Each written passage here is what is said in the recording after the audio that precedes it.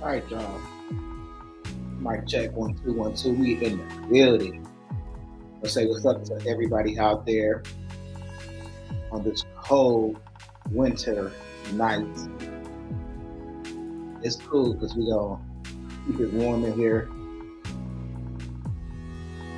Yeah, we got some stuff we need to talk about. And actually, I have been meaning to talk about this particular thing here for a little while, but just didn't know how to kind of go into it. But I have to talk about it now because it's coming. Violence in this country is going to be at an all-time high. And I'm not talking about crime, because I know a lot of you guys,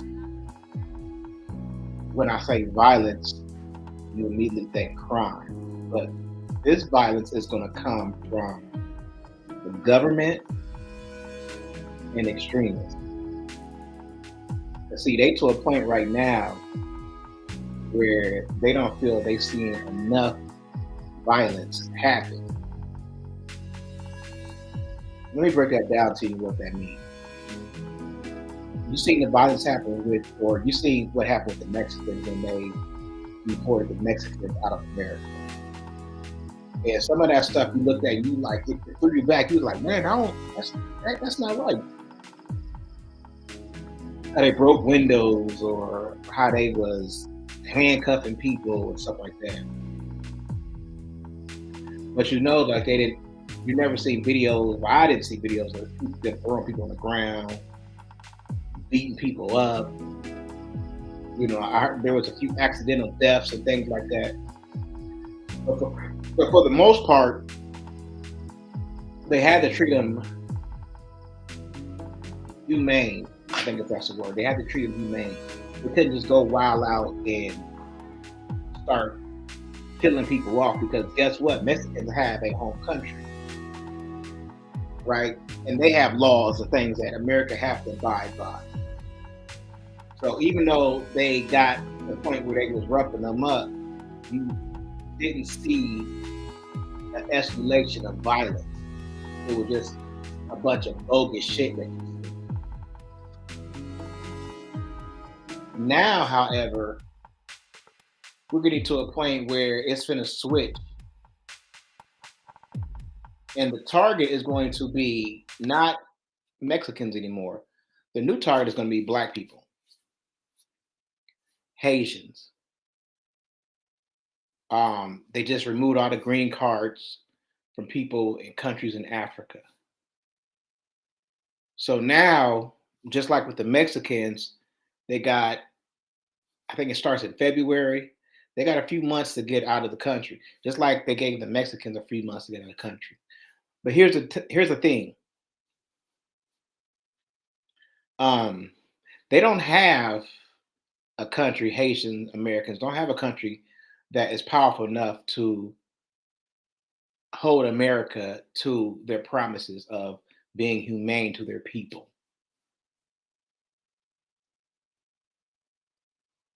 The scary part about it is some of these Haitians look just like you and me,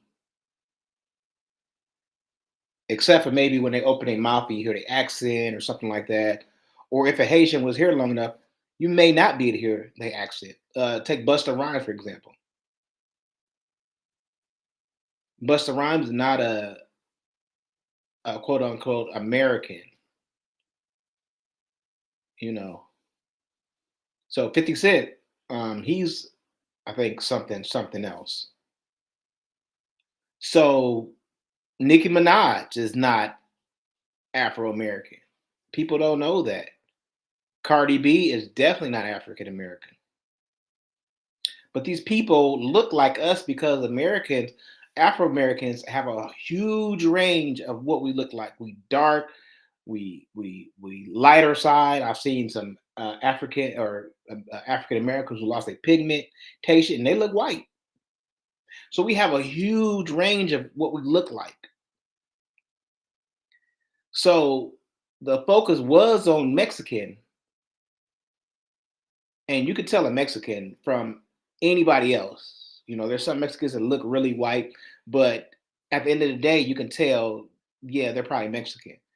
especially if they have that accent and they talk Mexican. But I got a Mexican friend who dad married a white woman, and he almost looks white until he starts talking and he start acting. He's like, yeah, he is Mexican.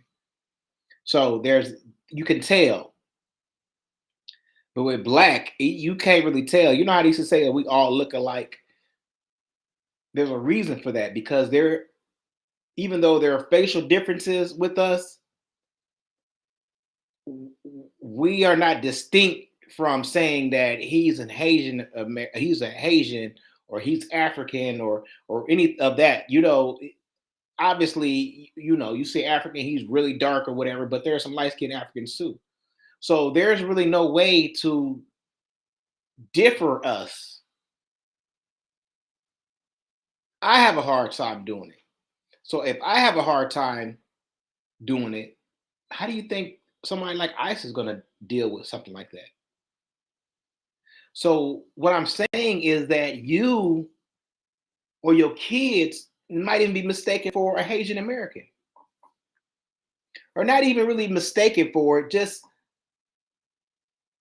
accidentally, quote unquote, looked at a Haitian American so they can do whatever they want to with you, deport family members, rough you up a little bit, beat you up. Because here's one thing I can guarantee you: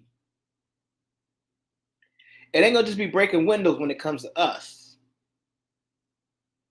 because there's a dislike for Mexicans. There's a strong dislike for Mexicans in the MAGA movement. There's hatred when you're talking about African Americans. See, that's a difference. And if they start roughing us up, we don't have another country that's gonna say, "Hey, you need to lay off them black folks." We don't have another country that's gonna do that. So we really gonna be at the mercy of this ICE group. Now, let me give you a little bit of background. They just hired like 10,000 more ICE agents. So they're growing, right? They're not getting smaller. ICE is growing. They're getting more members. Why? Because they're finna ramp it up. And there is a healthy need for violence to come our way. There's a healthy need for them to see violence when it comes to somebody who's not what they deemed white. Okay? There's a healthy need for violence. I seen debates where they was like, some people are mad at Trump because even though you've seen all of that, what they did with the Mexicans, some people say that they didn't go far enough and they're not going far enough. They want to see more. And I have proof of that of this video. They want to see more violence than what they're seeing now. And now that a lot of the Mexicans are gone, who's the target? Who's the target? It's going to be people that look like you and me. Trayvon Martin, Sonya Macy, George Floyd. You go take a look at some of those cases, and there are people who are to this day are still down with all of those cases. Every last one of those cases they down with and want to see more. You see, we come from not even maybe 2 or 3 generations removed from when they used to hang us. And there are people who like to see that. We just recently became a civilized country. That wasn't way, way, way go to where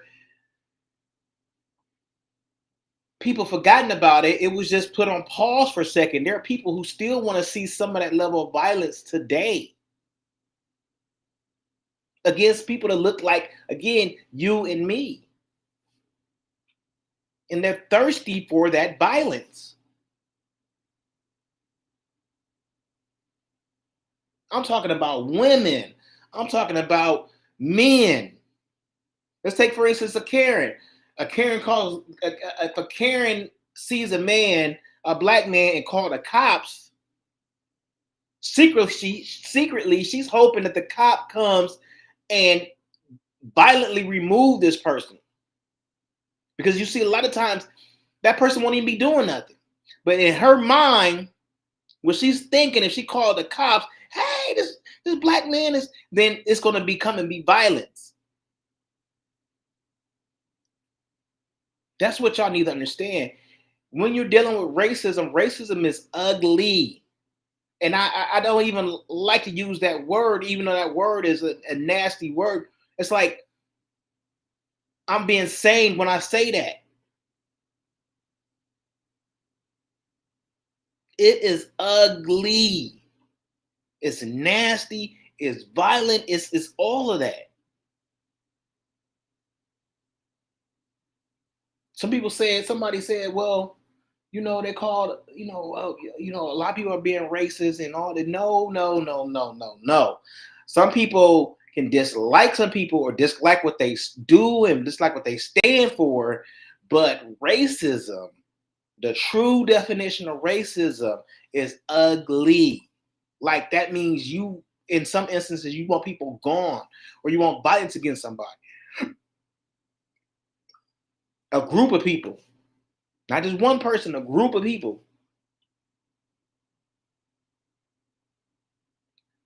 So I'm gonna show y'all this video, and it's a video of this TV host, Megyn Kelly, and she's basically they to a point where they are expressing their true feelings anymore. They feel like Donald Trump is in office. A lot of the stuff that he's wanting to get done, he's able to push through. He got ICE out here doing the dirty work. In my opinion, I think ICE is a leg of the KKK, except for now they're just on government payroll. I've said that before. That's why you don't see them anymore. You don't see the Proud Boys out here marching because they're on the government payroll. They get paid. So I want to show y'all this video, and I want y'all to tell me your thoughts and comments. This is crazy, y'all. But the reason why I show this is you got to see what's about. An absolutely bloodthirsty Megyn Kelly delivered what I think is one of the sickest rants I have ever seen. And I want to look at this on two fronts. Number one, what exactly are Megyn Kelly's ethics and morals? But number two, do we just not give a damn about the law anymore? Do we not give a damn about due process? Do we not give a damn about the Geneva Convention or the Constitution? Do these people care about anything that the law says? So let me set this up. We're going to listen to the clip and then I'll give you my thoughts about it. Megyn Kelly weighed in on her podcast about the recent alleged war crimes, in which after an initial bombing was done of a boat off the coast of Central South America, survivors were in the water, and there was a second bombing done. The White House initially denied it. They have now acknowledged that this took place. This appears to be a war crime. Now, a couple of people wrote to me and they said, David, why are you saying it appears to be? Why aren't you just saying it is a war crime? Well, I think it's always important to say, based on the information we have, it appears to be that way. It hasn't been adjudicated as such. It might never be. That's one of the problems we have. But by all measures, it appears that it was indeed a war crime. Megyn Kelly says, hey, you know what? Not only do I want them killed in the water, I want them to suffer. I want them to bleed out for a while and then die. I want you to listen. And that's the whole thing. Y'all look at some of these people, and because they got blonde hair, they look like they're not a threat, but what they're thinking and that's just the same reason why did they get Donald Trump back in office when Donald Trump's going to do some of the things he's going to do. They absolutely want this stuff. It's not about cheaper eggs. It's not about none of that. It's about, a lot of it is about the racism and about the violence. They really want this to happen in America. And to all accounts, y'all, it's about to happen. It's about to happen. I want you to listen to the bloodthirsty nature of this, but importantly, ask yourself, what does the law say about any of this stuff? So I really do kind of not only want to see them killed in the water, whether they're on the boat or in the water, but I'd really like to see them suffer. I would like Trump and Hegseth to make it last a long time so that they lose a limb and bleed out a little. Like, I'm really having a difficult time ginning up sympathy for these guys who 10 seconds earlier almost got taken out by the initial bomb, but because they managed to get ejected, a little too soon, had to be taken out in the water. I realize legally it may make a difference, but truly, Mark, this is a tough case to really gin up the sympathies of the American people. Yeah. Now, that is a Christian. I know it. I know you might not have been able to notice, but that is a Christian. And I don't exactly know which part of the New Testament that ideology is espoused by Jesus in, or by whoever wrote the New Testament. But that is a Christian. Now, importantly, Megyn Kelly isn't talking about terrorists attacking Americans, or terrorists attacking the United States, or terrorists attacking troops abroad, or enemy combatants. She's not talking about battlefield combat of any time. Megyn Kelly is talking about suspected drug smugglers in a non-international armed conflict that the U.S. has basically invented alleged narco traffickers on a boat in international waters. People who, according to reporting from the BBC and from congressional sources, were wounded and trying to survive in the water after a strike. They were hit again, which is a war crime. And her reaction is, make them suffer, make it last. Could we find a way to make them lose a limb and sit there in the water as the limb bleeds out and then they die? Why? Not for convicted drug smuggling, which, by the way, already would be cruel and unusual punishment, but for alleged drug smuggling. And even the allegations in some cases seem a little bit shaky. Megyn Kelly is comfortably, she's a lawyer, she's comfortable calling for illegal extrajudicial killings, which are obviously anti-American in a generic sense. They are unconstitutional. They're forbidden under the laws, the laws of armed conflict. They contravene the Geneva Convention, and we are talking about war crimes. Do we care about that? People like Megyn Kelly used to claim that they did. They used to say, we are constitutional conservatives. Even in war, we have rules. If someone is wounded and out of the fight, you detain them and you provide care, or at minimum, you don't kill them while they're helpless in the water, treading water. You do not fantasize about torturing them. Or if you do, you certainly don't act on it. She says, I don't have sympathy for these people. Sympathy is irrelevant. Let me give you an analogy. And I remember the jury instructions when I was a juror in a trial. The judge will often tell members of the jury, as it's time to deliberate, you have your jury instructions, you have your definitions of the relevant laws and statutes. Any sympathy you have for any party should play no role one way or the other. What I mean by that is, as jurors, we were told, you are here to apply the law to the facts as they have been entered into evidence. You shouldn't consider your feelings about any of the parties involved. You shouldn't consider what the punishment might be. The punishment will be determined by the judge later.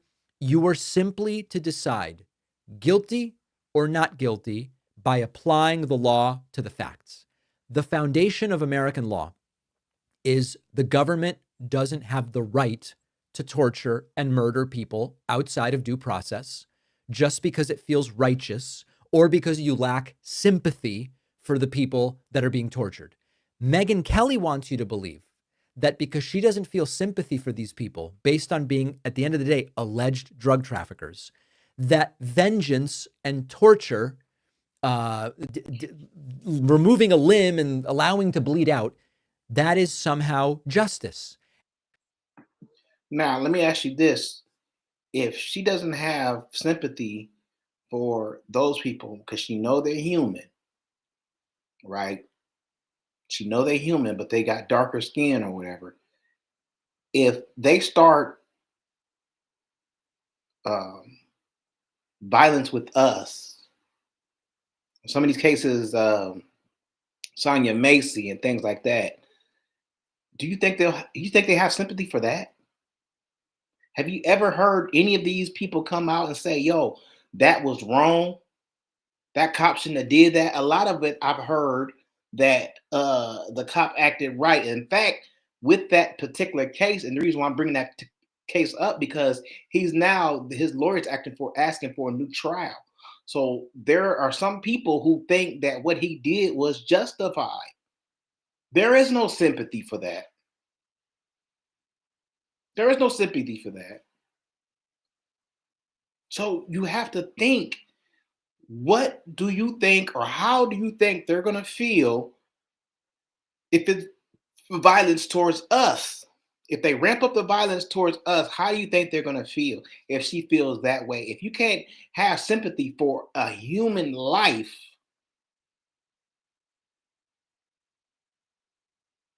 period, or somebody, it's no sympathy unless they look like them. Other than that, it's like, yo, y'all got to do what y'all got to do. Because you have to understand, in there is an agenda. There is an agenda right now. And I'm not going to really go into that, but they feel like America is becoming too much of a melting pot. And then you have a president that comes out and says, no, we need to make America great again. When was America great for us? America being great for them was when they were the majority and always being the majority. Y'all have to understand what's going on right now. Even with Project 2025, Project 2025 basically sums it up was to give them a chance so they can be the majority for the next 20 years. These policies they're putting together, taking away affirmative action, taking away nursing, all the things that we've been using these last couple of years to get ourselves to the top. They're trying to burn those things down, just like burning Black Wall Street. You know, you're not physically burning it, but you're burning it with laws. You're changing laws so you can basically write the rules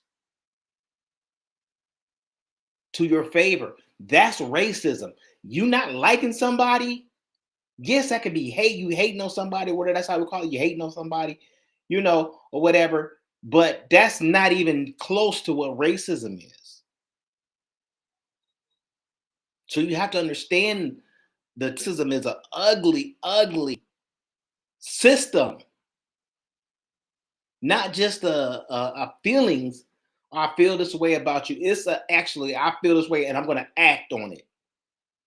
I'm going to make sure that you and your kids and your grandkids don't ever get to where we are. Supremacy. And that the cruelty of it projects some kind of strength, and that if we're angry enough or if we lack sympathy for people, the laws become optional. And so it's almost like a conservative idea to apply. Do we care about the law or don't we? Now, Megyn Kelly, on this total jumping of the shark that she's been on for the last 6 months, she has made a choice. She wants a country whose military is driven by bloodlust, not by the law, not by domestic law, not by the Constitution, not by international law. This is another example, by the way. Megyn Kelly's a woman, but this, and later in the week, we're going to do a segment on the perversion of what it means to be alpha, an alpha male, and how the people now in charge want you to think that they're alpha males, but by their own standards, they're extraordinarily beta. I apologize, not language I use, but I'm kind of using their language. This is another example of not masculinity, because Megyn Kelly is not a man, but it's another example of what counts as strength in the current delusional and deranged MAGA movement. Strength could mean we foster a community of respect and raise others up and work with allies to Yeah. improve conditions, because we are the strong and wealthy United States, and we can make not only our country better, but help improve other countries so that people don't end up trafficking drugs to our country, and really show that we have strength to spare. Strength in this kind of perverted scenario means we don't sympathize with alleged drug traffickers, and we want to see them bleed. Look at how strong I am. Look at how tough I am. And it's all supposedly in the name of national security, but it fails to actually make us any safer. So, I mean, I caution you guys, it's coming. It's definitely coming. You're going to see a lot of stuff that, like Tupac said, is you're not going to be able to smile in the future. A lot of this stuff is coming, and it's going to be dirty. It's going to be ugly. I think all of those cases, Sonia Massey, George Floyd, Trayvon Martin, it's just a precursor to what we are about to witness. So you could take that however you want to take it. The proof is there. So with that, I'm going to get out of here. Y'all leave your comments, leave your questions, so I can go back later and take a look at them and answer them. But I'm going to get out of here. My name is Johnny, and this is Live with Johnny. Thank y'all for watching.